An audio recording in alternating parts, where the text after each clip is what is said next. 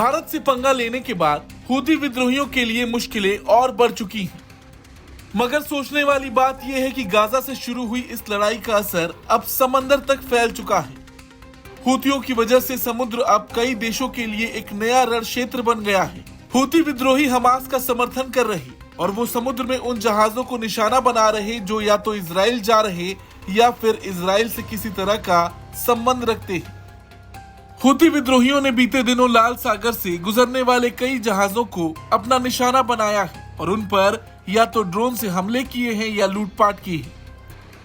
इन विद्रोहियों ने धमकी दी है कि जो भी जहाज इजराइल से किसी भी तरह का संबंध रखेगा वो उस पर हमला करेंगे।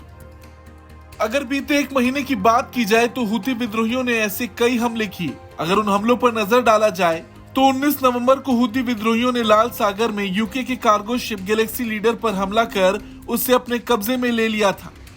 सारी हदें तो तब पार हो गईं जब गैलेक्सी लीडर को हूतियों ने एक टूरिस्ट हब बना दिया और ऐसे कई वीडियो सामने आए जहां पर देखा गया कि लोग गैलेक्सी लीडर पर घूमने जा रहे हैं। 3 दिसंबर को हूतियों ने बॉब अल मंदेब स्ट्रेट में 2 इजरायली जहाज को निशाना बनाया।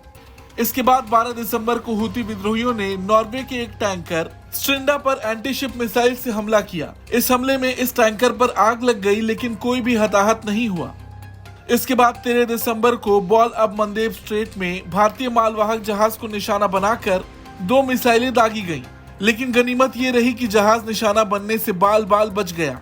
इसके बाद 23 दिसंबर को अरब सागर में एक जहाज पर ड्रोन से हमला किया गया। ये हमला गुजरात के वेरावल से 200 किलोमीटर दक्षिण पश्चिम में किया गया। हमले के बाद जहाज में आग लग गई लेकिन समय रहते आग को बुझा दिया गया। ये जहाज सऊदी अरब के एक बंदरगाह से भारत के मैंगलोर आ रहा था।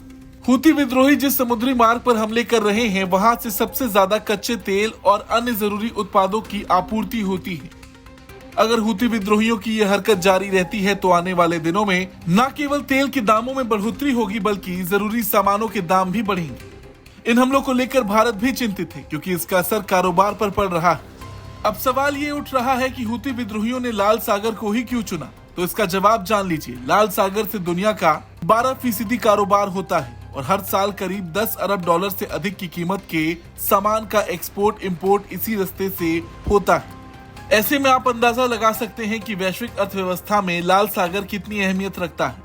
वहीं हूती विद्रोही भी इस बात से भली भांति वाकिफ हैं और यही वजह है कि उन्होंने हमले के लिए समंदर को चुना ताकि वैश्विक दुनिया के जरिए इजराइल पर हमास के खिलाफ किए गए युद्ध को खत्म करने का दबाव बनाया जा सके। लाल सागर दुनिया के लिए बहुत मायने रखता है और इसका अंदाजा आप इसी बात से लगा सकते हैं कि अमेरिका ने लाल सागर में जहाजों को हमलों से बचाने में मदद करने के उद्देश्य से 20 देशों को शामिल करते हुए एक नौसैनिक गठबंधन की घोषणा की है।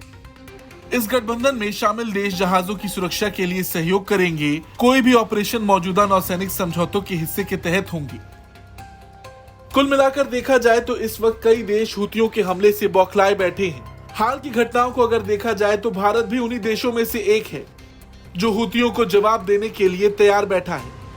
खैर, इस पूरे मामले पर आपका क्या कुछ कहना है कमेंट करके जरूर बताएं। ब्यूरो रिपोर्ट, भारत तक।